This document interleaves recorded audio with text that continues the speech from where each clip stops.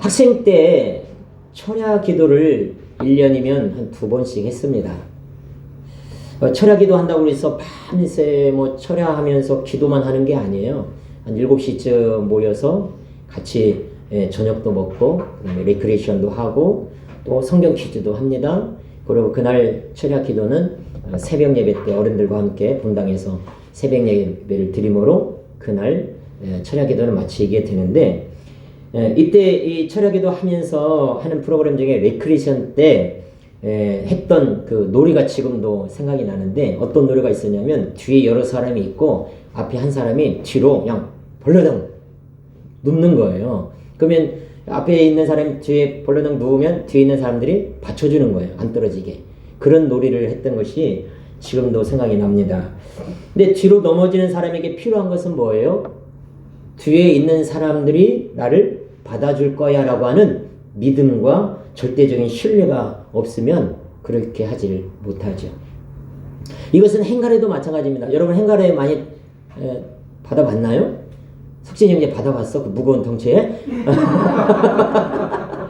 예. 제가 군대 갈 때 행가를 해주는데 군대 잘 갔다 오라고 우리 CCC 우리 동기들이 친구들이 행가를 해주는데 제가 그때는 몸이 너무 가벼워가지고 막 한 10m 올라간 것 같아요. 내 느낌이에요.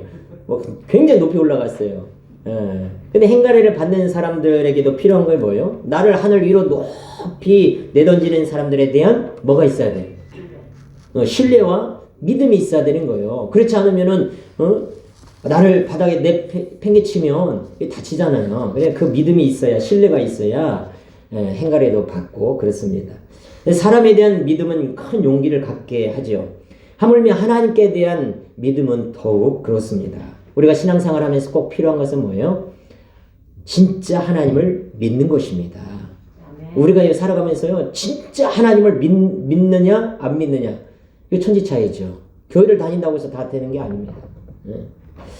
하나님이 살아계심을 믿는 것이에요. 하나님이 그 능력으로 지금도 역사하심을 믿는 거, 이것이 필요한 것입니다. 그런데 그 믿음은 도형으로 얘기하면, 수학적인 어떤 그림, 그 도형으로 얘기하면 믿음은 뭐라는 거예요? 직선이라는 것입니다. 근데 직선도 그냥 앞으로 가는 직선이 아니라 위를 향하여 뻗어나가는 직선이라는 거예요. 여론조사 지지율처럼 올라갔다가 내려갔다가 하는 이런 굴곡진 져서도 안 되고, 원이나 삼각형처럼 출발점으로 다시 되돌아오는 제자리로 돌아와 버리는 그런 것도 아닙니다. 믿음은 위를 향하여서 끊임없이 나아가는 거예요. 올라가다가 끊임없이 나가다가 중간에 멈춰서도 안 되고 끊어져서도 안 됩니다. 오로지 주님을 향해서 한없이 달려가는 것입니다. 아무리 힘들고 어렵고 불가능한 문제와 상황에 놓여 있어도 믿음으로 그것을 돌파하는 힘이 필요한 것이죠. 오늘 본문에 두 사람이 등장합니다. 한 사람은 한 아이의 아빠이고요. 그런데 그 딸이 죽어갑니다. 백방으로 그 딸을 살려보려고 고쳐보려고 알아봤지만 딸을 고칠 수가 없어요. 또 한 사람은 12년 동안이나 혈류증이란 질병으로 고통받은 여인입니다. 이 혈류증이라는 것은 여인들에게 생기는 병으로 끊임없이 하혈을 하는 병이에요. 생리와는 다른 것입니다. 이 여인도 소문난 의사들을 다 찾아보았지만 소용이 없었습니다. 이 두 사람은 자신들의 노력으로 해결할 수 없는 이 죽음과 질병을 가지고 있었어요. 이것 때문에 고통입니다. 마음에 괴롭습니다. 너무나 절망적입니다. 그러나 감사한 것은 예수님께서 이 두 사람의 문제를 해결해 주셨다는 것입니다. 우리 본문을 통해서 우리도 소망을 가질 수 있죠. 우리도 예수님으로 인해서 문제를 해결받을 수 있다고 하는 그 답을 오늘 본문에서 찾을 수 있는 거예요. 내가 앓고 있는 질병의 문제도, 자녀의 문제도, 물질적인 문제도 주님이 만져주시면 해결됩니다. 아멘. 이 믿음과 소망으로 오늘 우리가 말씀을 살펴보기를 원합니다. 본문은 40절 이렇게 시작하죠. 예수께서 돌아오심에 무리가 환영하니 이는 다 기다렸음이라. 예수님이 몇 시간 전에 배를 타고 갈릴리 바다 건너편 거라사 지방으로 건너가셨어요. 그곳에서 건너가신 저쪽에서 군대 귀신 들린 자를 고쳐 주셨습니다. 그리고 다시 배를 타고 돌아오셨어요. 아마 이쪽에서 오전에 출발해서 다시 오후에 돌아오시지 않았을까 생각이 됩니다. 예수님이 돌아오신 것은 갈릴리 사역의 본거지인 가버나움이었을 것이다라는 많은 학자들의 이야기입니다. 근데 예수님이 건너편으로 다녀오는 사이 이쪽 편에 오늘 본문에 이 장소에 있던 사람들은 어떻게 했다고요? 예수님을 기다렸다는 것입니다. 여러분, 우리는 성경을 통해서 이미 다 되어진 일들이 기록되어 있는 성경을 통해서 예수님이 금방 다녀왔다는 것을, 저쪽에 가서 군대 귀신 들린 자만 고쳐주고 바로 다시 왔다는 것을 성경을 통해서 알고 있지만, 그날 2000년 전 이 갈릴리 해변가에 있는 이 현장에 있는 사람들은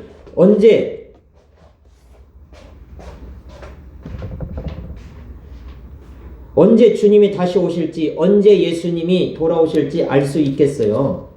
또 이곳으로 예수님이 오신다는 보장도 없잖아요. 그죠? 예수님이 저쪽으로 가셨는데 이곳으로 다시 오신다는 보장도 그들에게는 보장할 수 없을 것이고, 오늘 오신다? 아니, 내일 오실까? 언제 오실지도 보장이 없는 거예요. 이것을 안 찾다는 얘기구나.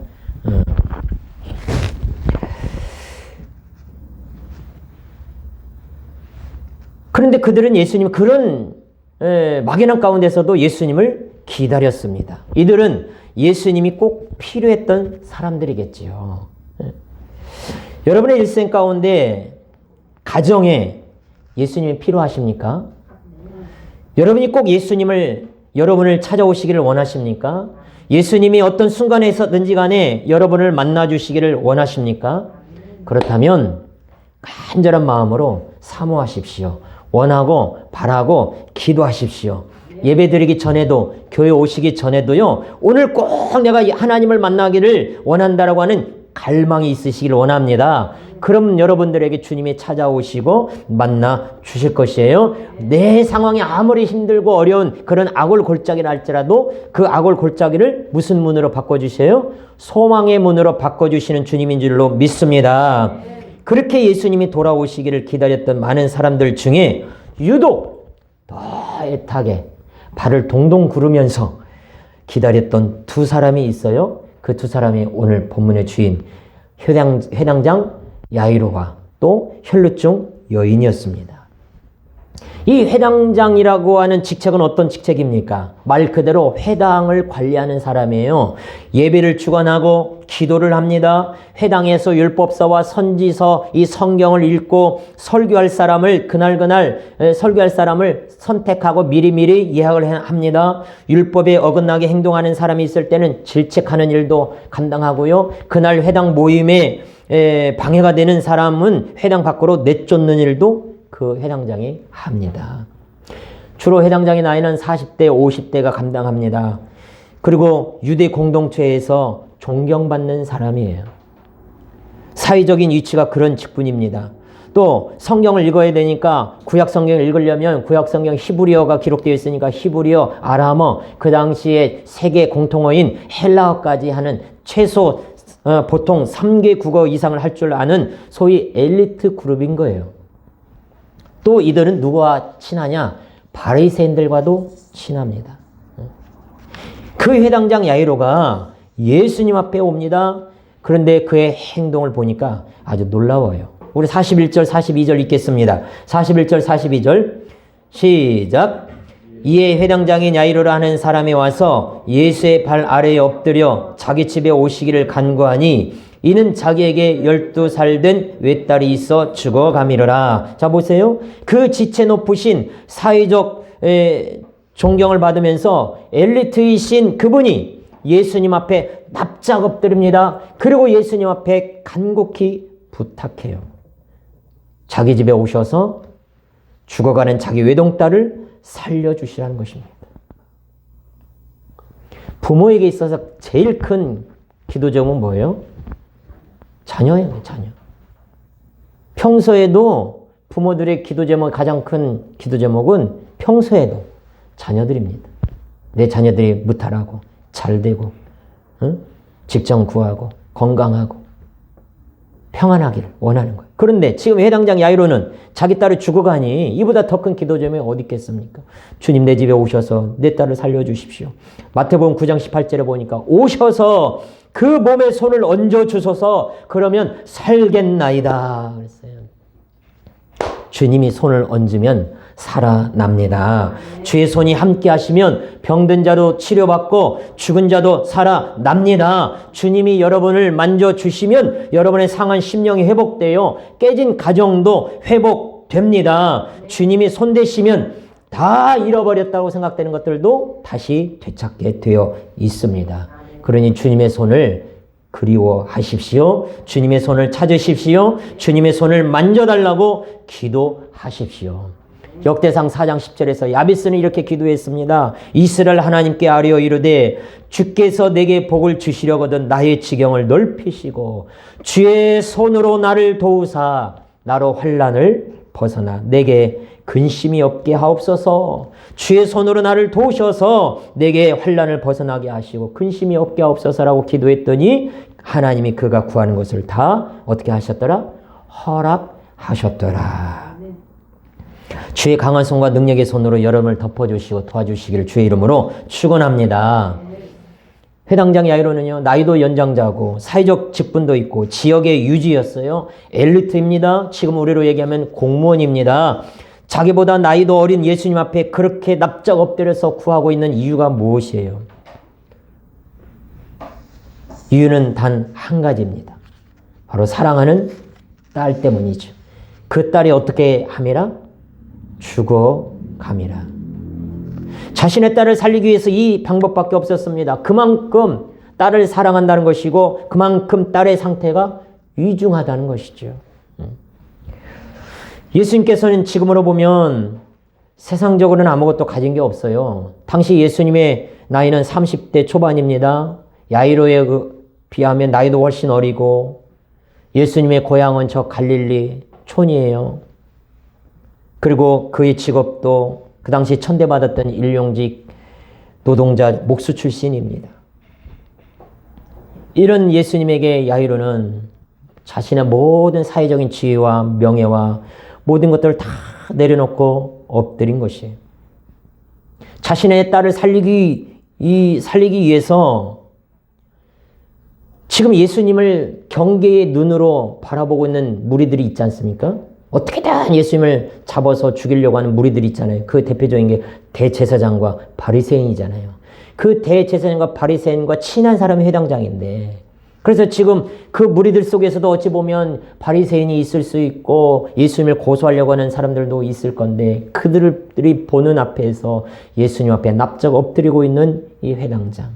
자신의 딸을 살리고자 할 그 일념에 자신의 품위와 명예 같은 것은 죽어가는 딸 앞에서 아무런 의미가 없었어요. 사랑 앞에 모든 것은 아무것도 아닌 것입니다. 여러분의 가족 중에 영육간에 죽어가는 사람이 있습니까? 사랑하는 내 딸이, 사랑하는 내 아들이, 사랑하는 남편이, 사랑하는 아내가, 사랑하는 자녀가, 사랑하는 부모가 예수님을 모르고 예수님을 만나지 못해서 영육간에 죽어가고 있지 않나요? 우리는 이 야이로처럼 우리가 가졌던 모든 것들을 다 내려놓고 그 영혼을 향한 그 사랑에 사로잡혀서 그들을 위해서 구원의 간청 기도를 주께 드려야 할 것입니다. 믿지 않는 그 사람들을, 믿지 않는 자녀들을, 믿지 않는 영혼, 그 가족의 그 영혼들을 살리기 위한 기도 제목, 이것만큼 더 시급한 게 어디 있겠어요. 지금 코로나 때문에 많은 자녀들이 교회 가서 예배를 드리지 않습니다. 뭐 우리 교회야 뭐 다 오지만 다른 교회들이나 한국 교회들을 보면요, 이 코로나 때문에 많은 다음 세대들이 교회를 가지 않아요. 그래서 라디오나 또는 SNS에 부모들이 올라오는 그 기도 제목들을 보면 우리 자녀들의 믿음이 회복되었으면 좋겠습니다. 신앙이 회복되었으면 좋겠습니다. 이런 내용들이 많아요. 그렇지 않아도 믿음이 없는데 부모 때문에 그냥 억지로 끌려왔는데 이 코로나 때문에 어떻게 해요? 이제 핑계대고 아이고 잘됐다. 코로나 핑계대고 아예 이제 교회의 발걸음을 끊어버렸다 이 말이죠. 그런데 그 부모들은 어떻습니까? 그때 부모들이 중요한데 자녀들의 신앙을 걱정하고 있는 그 부모들조차 코로나가 무서워서 교회 현장 예배 드리지 않고 온라인 예배나 비대면 예배만 드리고 있어요. 그러면서 내가 예배 드렸다, 내가 신앙 유지하고 있다 그러고 있어요. 어떻게든 교회 가서 예배 드리는 모습을 부모가 보이고 있다면, 그 예배 자리에 자녀들과 함께 와서 함께 예배하고 있다면 아이들의 신앙은 조금이라도 더 유지하지 않을까 생각이 되는데, 코로나 때문에 다른 데는 다 시장도 보러 가고 마트도 가고 병원도 가고 다 가는데 교회는 부모조차도 안 가니 아이들의 신앙이 어떻게 되겠냐 이 말이죠. 그 아이들을 진정으로 사랑한다면 교회 와서 함께 예배 드리는데 힘써야 될 줄로 생각이 됩니다. 여러분, 우리는 진정한 사랑으로 죽어가는 영혼들을 위해서, 특히 가족들을 위해서 엎드려야 할 것이에요. 나의 모든 체면과 지위 따위는 다 내려놓고 겸손하게 구하고 구할 때 주님께서 반드시 여러분들의 기도를 응답해 주실 것입니다. 네. 주님께서 야이로의 간청을 들으시고 그의 집으로 향하셨듯이 여러분의 기도를 듣기 위해서 주님의 동행하실 줄로 믿습니다. 네. 하나밖에 없는 딸이 죽어가는 모습을 그냥 지켜봐야만 하는 이 회당장 아빠의 고통은 이루 말할 수 없었을 것이에요. 그런데 이 야이로는 예수님이 수많은 기적을 행하셨고 귀신을 쫓아내시고 병든 자를 고치셨다는 소식을 많은 사람들에게 듣게 됩니다. 병든 딸을 살려보려고 백방으로 알아보고 있는 와중에 여러 사람이 이 회당장 야이로에게 와서 이야기를 해주는 거예요. 얼마 전에 저 나사렛 사람이라고 예수라고 하는 사람이 이곳 가버나움에 왔는데 백부장의 종도 고쳐주고 회당 안에서 귀신 들린 자도 그 귀신 쫓아내 주시고 중풍병자, 나병 환자, 각종 병든 자를 치료하셨지 뭐야. 그것뿐만이 아니야. 우리 친구 베드로 있잖아. 우리 옆집에 사는 베드로 있잖아. 얼마 전에 그 베드로의 장모도 열병에 걸려가지고 일어나지 못했는데 그 예수가 순식간에 고쳐주셨대야. 듣자 하니까 7 귀신 들렸던 막달라 마리아라고 하는 여자도 그 귀신을 쫓아내 주셨다네. 아무래도 병을 고치는 능력이 예수께 있는 것 같아요. 그런데 더 놀라운 것은 우리 옆 동네 나인이라는 동네 있잖아. 그 나인이라는 동네 거기서 한 여인의 아들이 죽었는데 장례를 치르고 있는 도중에 예수님이 그 아들을 살려주셨대요. 그러니 여보게 야이로, 자네도 예수님 한번 만나보지 않을란가? 어찌 알겠는가? 예수님이 자네 딸을 고쳐주시고 살려주실지 모르잖아. 한번 예수님 한번 만나봐. 이런 소리들을 어떻게 해요? 들었다 이 말을 들어. 할렐루야. 네? 그래서 야이로는 점점 가슴이 뜁니다. 설레입니다. 자기의 힘과 노력으로는 고칠 수 없는 사랑하는 딸을 살릴 방법을 찾았으니 얼마나 기뻤겠어요. 예수님께만 가면 분명 딸을 살릴 수 있다고는 믿음이 생긴 것입니다. 그래서 예수님이 계신 곳으로 뛰어가는 거예요. 조엘 맨비라고 하는 분이 쓴 책이 있는데, 사랑은 거북이도 뛰게 한다 라는 책이 있습니다. 사랑은 뭐도 뛰게 해요? 거북이도 뛰게 한다. 야이로는 딸을 사랑하는 그 마음 하나로 뛰어가고 예수님이 다시 가버나움 이곳으로 돌아오기를 손꼽아 발을 동동 구르며 기다렸고, 드디어 예수님이 오시자 지체 없이 예수님 앞에 나아가서 납작 엎드린 것입니다. 여러분, 믿음은요, 믿음의 사전적인 의미는 어떤 사실이나 사람에 대한 믿는 마음, 이것이 믿음입니다. 어떤 사실이나 사람을 믿는 그 마음. 그러니까 종교에서는 절대자에 대한 신뢰를 믿음이라고 하는데, 특별히 우리 기독교에서는 하나님의 약속과 능력에 대한 신뢰를 우리가 믿음이라고 말합니다. 그래서 믿음은 어떤 상황 가운데서도 하나님께 나아갈 수 있는 힘을 우리가 가지게 하는 거지요. 왜 그랬습니까? 믿음이 있으면 어떤 상황에서도 하나님께 나아가서 기도하지만, 믿음이 없으면요, 상황에 눌려서, 두려움에 눌려서 하나님께 나아가지 못하고 기도하지 않아요. 믿음이 있을 때 하나님 앞에 나아가는 거죠. 믿음이 있을 때 기도하는 것이죠. 어떻게 하면 우리가 믿음을 갖게 되고 어떻게 하면 우리가 그 믿음으로 기도할 수 있습니까? 그것은 바로 믿음의 대상이신 하나님을 알 때에 가능한 것입니다. 하나님이 어떤 분이신가를 알 때 믿음이 생기고 그 하나님 앞에 엎드리고 기도하는 것이죠. 우리는 하나님에 대해서 알아야 합니다. 하나님이 어떤 일을 행하셨고 하나님이 무엇을 하실 수 있으시며 하나님의 능력이 무엇인지를 알아야 하는 거예요. 그래야 할 때 그 하나님에 대한 믿음을 소유하게 되고 그 하나님께 엎드리게 되는 것입니다. 하나님을 알아가시는 여러분 되길 주의 이름으로 축원합니다. 그럼 여러분 실천적으로 우리가 실제적으로 실천하기 위해서 어떻게 해야 우리가 하나님을 알 수 있습니까? 다른 거 아니에요. 우리는 성경을 읽어야 되는 것이에요. 성경 속에 말씀 속에 하나님이 드러나 계십니다. 하나님이 하신 일들이 성경에 기록되어 있어요. 하나님의 능력과 하나님의 존재하심이 다른 데에서 찾을 수 있는 것이 아니라 성경만큼 하나님을 가르쳐 주는 것이 없습니다. 그러므로 우리는 하나님의 말씀을 영의 양식으로 삼아서 날마다 읽고 묵상해야 할 것입니다. 그러할 때 영의 양식을 섭취할 때 우리에게 영적인 힘이 생길 줄로 믿습니다. 문제가 생기면 하나님께 기도해야 하는데 그것을 알지만 하나님께 가까이 하지 않는 자는요, 하나님을 알지 못하는 자는요, 말씀을 가까이 하지 않는 자는요, 기도하지 않는다는 거예요. 왜요? 믿음이 안 생기니까. 우리 소망교회 성도들은 말씀을 늘 가까이 하는 성도들이 되길 주의 이름으로 축복합니다. 그래서 그 말씀 안에 있는 하나님의 그 능력과 위대함을 발견하셔서 믿음을 가지시길 바랍니다. 그 믿음으로 하나님 앞에 기도해서 응답받는 여러분이 되길 주의 이름으로 축원합니다. 아멘.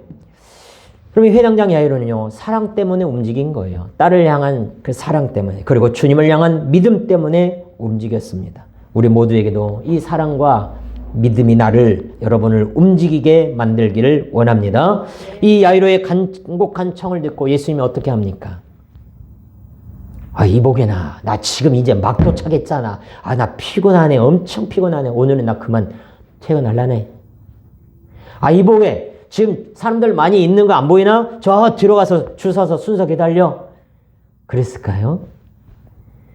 그러지 않았습니다. 우리 주님은 그러지 않았어요. 42절 시작. 이는 자기에게 12살 된 여동딸이 있어 죽어가미러라. 예수께서 가실 때에 무리가 밀려들더라. 우리 집에 오셔서 손을 얹어주시면 내 딸이 살겠나이다 간청했을 때 예수님이 어떻게 해요? 같이 가셨다는 거예요. 여러분, 성경에 보면 예수님은 한 번도 거절하신 적이 없으십니다. 이방인이 청을 했어도, 사회적 약자였던 여인이 청을 해도, 사람들이 경계하던 그 병든 자가 청을 하든 예수님은 그들의 간구를 다 들어주셨어요. 그리고는 함께 동행하셨습니다. 여러분, 우리의 간청에도 주님은 그러하십니다. 우리가 기도할 때, 여러분이 기도할 때 주님은 외면하시지 않으세요. 거절하지 않으십니다. 왜요? 여러분을 사랑하시니까 그런 거예요. 여러분이 잘되고 평안한 것이 주님의 뜻이니까 그러는 거예요. 우리에게 주님이 뭐라고 얘기하셨습니까? 기도하라. 나를 찾으라. 주님이 말씀하셨잖아요. 기도해. 나를 찾아. 내게 와. 수고하고 무거운 짐진 자들아 다 내게로 오라. 아무것도 염려하지 말고 오직 모든 일에 기도와 간구로 너희 구할 것을 하나님 앞에 아뢰라. 우리에게 끊임없이 말씀하셨어요. 너희가 힘들고 어릴 때 일을 행하시는 여호와 그것을 지어 만드시는 하나님 앞에 너희가 기도하면 너희가 알지 못하는 크고 은밀한 일을 내게 보일 것이다 라고 말씀하신 그 약속의 하나님인데 우리가 기도할 때 우리의 기도를 외면하실 리가 있겠습니까? 지금 여러분 옆에서 같이 걸어가고 계시는 주님을 발견하시길 바랍니다. 여러분의 이야기도 들어주고 여러분의 고민도 들어주고 함께 웃고 함께 울고 계시는 주님이 지금 여러분 곁에 계시는 거예요. 주님은 항상 여러분 가까이 계시는 겁니다. 멀리 계신가? 주님이 어떤 만화 그림에 보니까요, 이런 그림이 있더라고. 어떤 분이 만화를 그림 한 컷을 그렸는데 망원경으로 망원경이요. 망원경? 예, 망원경으로 하나님을 막 찾는 거예요. 어디 계신가? 망원경으로 하나님을 찾는데 안 보여. 왜? 하나님 바로 여기 있거든, 여기. 여기 있는데 저 멀리만 찾으려고 하니까 보여? 안 보이는 거예요. 예. 나는 여기 있지 밑에 있지 않아요. 그러니까 나를 못. 여러분, 하나님은 늘 내 곁에 있는 거예요. 내 곁에. 멀게 있지 않는 것이에요. 그 주님을 발견하시길 바랍니다. 주님이 지금 같이 가셔요. 이때 회당장의 마음이 어땠을까? 야, 주님이 이제 우리 집에 가고 있다. 곧 자기 딸이 살아날 수 있다고 하는 기대의 부풀러 올라 있지 않겠습니까? 그런데 가는 길에 갑작스런 일이 벌어집니다. 예수님을 따르는 많은 사람들이 어떻게 하더라? 무리가 밀려들더라 그랬잖아요. 근데 그 예수님을 따라오며 같이 동행하는 많은 무리들 중에 갑자기 혈루증, 12년 동안 혈루증을 앓던 여인이 예수님의 뒤로 와서 그 옷가락을 만지는 사건이 생겨요. 이 혈루증은 율법적으로 부정하기 때문에 사람에게 가까이 가서는 안 되고 누구를 만져서도 안 됩니다. 어디 앉으면 그 앉은 자리가 부정해지고 그 혈루증 여인과 닿는 그 사람도 부정하게 돼요. 그래서 그 무리들 속에 혈루증 여인이 있으면 안 됩니다. 예수님을 만져도 안 돼요. 율법적으로 보면. 그런데 그 사건이 벌어지는 것입니다. 이 여인은 믿음으로 예수님의 옷자락을 만졌습니다. 그랬더니 그 증세가 사라지고 즉시 나은 것을 알게 됩니다. 그런데 문제는 이 여인이 예수님의 옷자락을 만지고 고침받았다는 것까지는 좋죠. 근데 문제는 이것으로 예수님의 가던 발이 멈췄다는 거예요. 멈춰버렸어. 한시가 지금 급한데 예수님이 발걸음을 멈춘 것입니다. 그리고 예수님이 누가 내 옷에 손을 대었느냐 묻기도 하고 제자들과 이런 소리 저런 소리 대화도 나눕니다. 한참 있다가 한 여인이 자신의 사연을 이야기하면서 자기가 만졌다고 고백합니다. 예수님은 그 여인의 믿음을 보시며 칭찬하십니다. 그것을 지금 곁에서 보고 있는 회당장 야이로가 어떤 마음으로 보겠어요? 어떤 마음으로 보겠어요? 그 여인이 고침받았던 상황을 보면서 한편으로는 기대도 되겠죠? 야, 우리 딸도 고침받을 수 있겠구나. 예수님의 옷자락만 만져도 이 여인이 고침받았는데 예수님이 내 딸을 손만 얹어줘도 살지 않겠어? 기대가 더 커지지 않았겠습니까? 더 믿음이 더 생기지 않겠습니까? 그런데 또 한편으로는요. 갈 길 바쁜 그 예수님의 발걸음을 멈추게 하고 시간에 지체하게 되었으니 가슴은 타들어갔겠죠. 혹시나 예수께서 집에 도착하기 전에 자기 딸이 죽게 될지도 모른다고 하는 조바심이 있을 수도 있었겠습니다. 아니나 다를까 49절 소식이 들립니다. 49절 시작. 아직 말씀하실 때에 회당장의 집에서 사람이 와서 말하되 당신의 딸이 죽었나이다. 선생님을 더 괴롭게 하지 마소서. 집에서 보낸 사람이 와서는 딸이 죽었다고 하는 비보를 전하는 거예요. 만일 이 중간에 이 사건이 없었다면 예수님이 바로 집에 가서 딸이 죽기 전에 살릴 수도 있지 않았을까? 고치지 않았을까요? 근데 그만 중간에 그런 일이 있어서 발길을 멈추고 시간을 지체해서 결국은 딸이 죽었대요. 여러 가지 감정이 교차했을 것이죠. 마음 한켠에 예수님의 길을 가로막은 혈루증 여인을 미워하는 마음도 생겼을 것이고 예수님이 좀 더 빨리 움직이지 않았던 것에 대한 원망도 있었을 것입니다. 무엇보다도 자신의 딸 12살 먹은 꽃다운 나이에 딸을 잃은 그 아픔 때문에 극도로 절망감에 빠졌을 것입니다. 이런 야이로의 마음을 예수님이 아셨어요. 야이로가 말을 하지 않았는데도 그 불안과 절망과 하늘이 무너지는 듯한 그런 아픈 마음을 주님은 아셨습니다. 이것이 우리 주님인 거예요. 주님은 우리의 마음을, 여러분의 마음을 아십니다. 여러분이 무엇 때문에 아파하시는지, 여러분이 무엇 때문에 눈물 흘리는지, 우리가 무엇 때문에 고통하고 있는지 주님은 아시는 거예요. 나를 아시는 주님으로 인해서 위로와 힘이 되지 않겠습니까? 그래서 나를 위로해 주시는 주님, 내 마음을 알아주시는 주님을 우리가 찬양할 수밖에 없는 것이죠. 그래서 50절에 예수님이 이렇게 말씀을 하십니다. 예수께서 들으시고 이르시되 두려워하지 말고 믿기만 하라. 그리하면 딸이 구원을 얻으리라. 무슨 말입니까? 집에서 지금 딸이 죽었습니다라고 하는 그 소식을 전해 듣고는 야이로가 하늘이 무너지는 그 마음이 있을 때 두려워하지 말고 믿으라는 것이에요. 무엇을 믿으라는 겁니까? 무엇을 믿으라는 거예요? 두려워하지 말고 믿기만 하라? 무엇을 믿으라는 거예요? 나를 믿으라, 나를. 나의 능력을 믿으라. 예수님은요, 어떤 상황 가운데서도 그 예수님의 능력이 제한받지 않는다는 거예요. 이 믿는 자에게는 능치 못함이 없습니다. 죽어가는 자도 살릴 것이고, 죽은 자도 다시 살리실 분이 주님이신 거예요. 왜 예수님이 그 해당장 야이로에게 두려워하지 말아라, 믿기만 하라, 왜 이 말씀을 하셨을까요? 야이로의 믿음이 흔들린 것입니다. 처음에는 예수님만 있으면, 예수님이 우리 집에 오시면, 예수님이 내 딸에게 손을 얹어주시면 내 딸이 나을 거야 라고 하는 믿음으로 예수님 앞에 단걸음 달려왔고, 예수님 앞에 엎드렸고, 자신의 모든 것 다 내려놓고 주님 앞에 간구했고, 예수님 모시고 지금 그 믿음으로 가고 있는데, 중간에 사건이 생기고 예수님 발걸음 멈추고 예수님 자기 딸이 죽어요. 그러니까 더 이상 뭐예요? 믿음을 잃어버린 거예요. 믿음이 흔들린 거예요. 그러나 주님은 말씀하십니다. 흔들리지 말아라. 포기하지 말아라.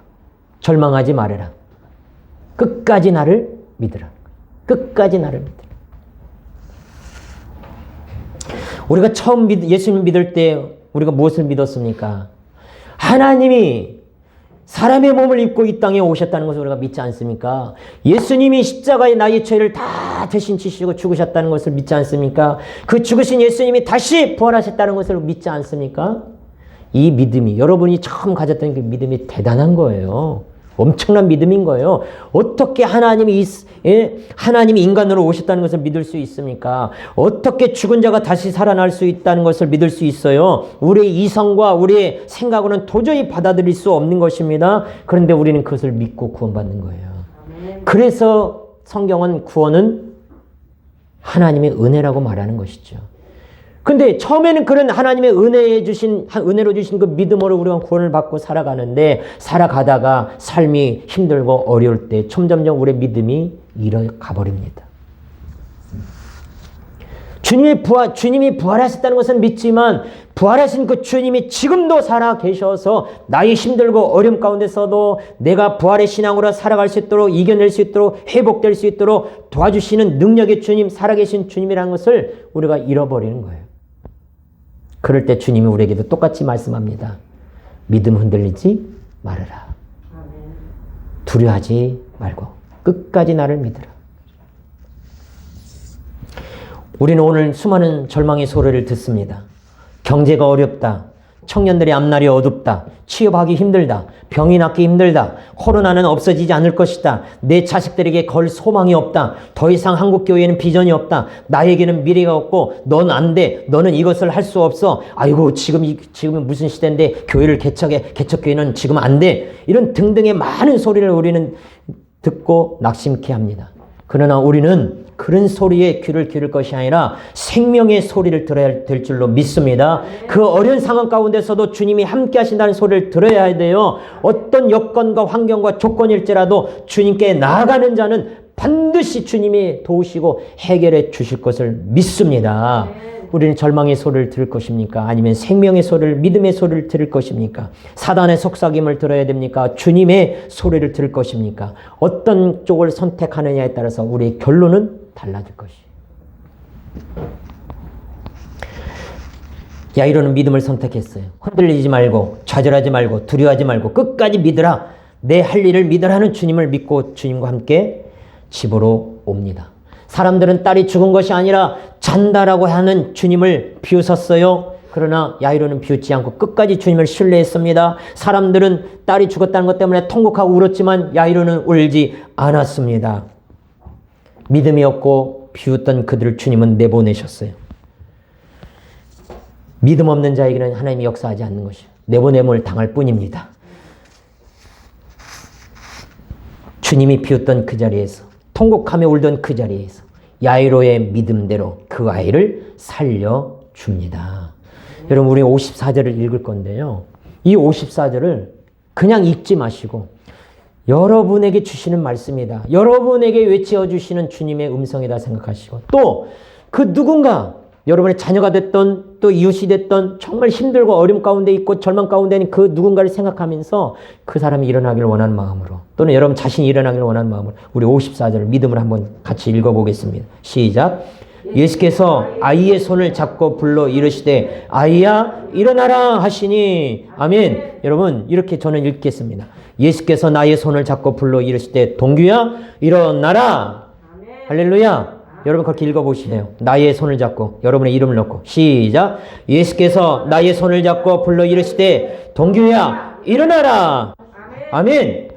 마가복음 5장 14절에 보니까 달리다금 그랬어요. 아람어로 달리다금 소녀야 일어나라. 게다가 일어나라. 벌떡 일어나야.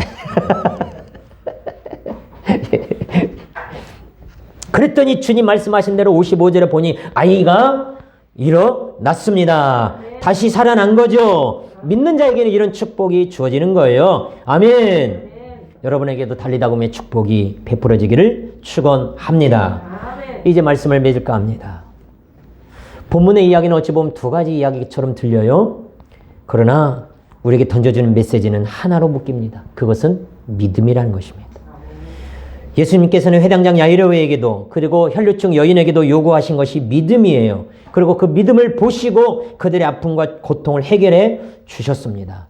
8장 48절에 혈류증 여인에게 이렇게 말씀하셨죠. 예수께서 이르시되 딸아 너의 믿음이 너를 구원하였으니 평안히 가라.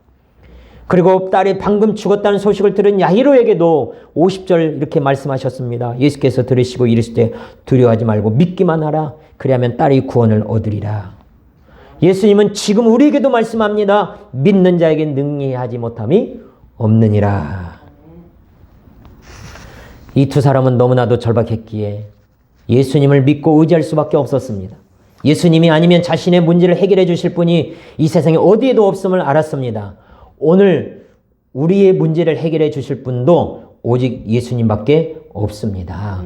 주님께서 능력을 베푸시는 분이심을 믿을 때 우리는 주님의 능력을 경험할 수 있게 되는 거죠. 믿음은 능력의 통로가 되는 것입니다. 믿음은 능력의 통로가 되는 거예요. 이 믿음이 끝까지 변함없이 흔들림이 없이 붙들고 나아갈 때 주님이 역사해 주실 줄로 믿습니다.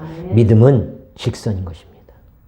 끝나면 안 됩니다. 끊어지면 안 됩니다. 굴곡져서도 안 됩니다. 아래를 향해 나가는 것도 아니고 앞을 향해 나가는 것도 아니고 주님을 향해서 위를 향하여 나가야 되는 것이죠. 학생 때 철야기도 했던 것을 말씀드렸는데 철야기도 하다 보면 시작은 많은 수고합니다. 그러나 끝날 때 보면 절반은 사라지고 중간중간에 갑니다. 그날의 목적은요. 철야기도 하는 그날의 목적은 리크레이션도 아닙니다. 같이 밥 먹는 것도 아닙니다. 성경 퀴즈도 목적이 아닙니다. 그날의 목적은 뭐예요? 기도한 거죠. 기도하는 거예요. 하나님 앞에 기도 제목을 알으면서 간절히 구하는 거예요. 중간에 포기하거나 멈춘 것이 아닙니다. 만일 이 혈류증 여인도 그리고 해당장 야이로도 중간에 포기했다면 고침받거나 딸이 다시 살아나는 은혜를 보지 못했을 것입니다. 우리 소망교회 성도들도 우리 자녀들도 우리 청년들도 한결같이 믿음으로 구하고 믿음으로 만지며 흔들리지 않는 굳건한 믿음을 가질 때 여러분도 문제의 근원이 즉시 해결되는 역사가 있을 것이고 달리다굼에 다시 회복되고 일어나는 축복이 있을 것입니다. 주님 앞에 겸손히 엎드리십시오. 주님을 향해 손을 내미십시오. 이 모든 것의 이유가 믿음이 되십시오. 그리고 그 믿음을 멈추지 마십시오. 믿음은 직선입니다. 중간에 끊어지면 안 되고 방향을 틀어서도 안 됩니다. 오직 주님을 향해서만 가십시오. 그리하면 놀라운 일의 주인공이 될 것입니다. 하나님은 살아 계십니다.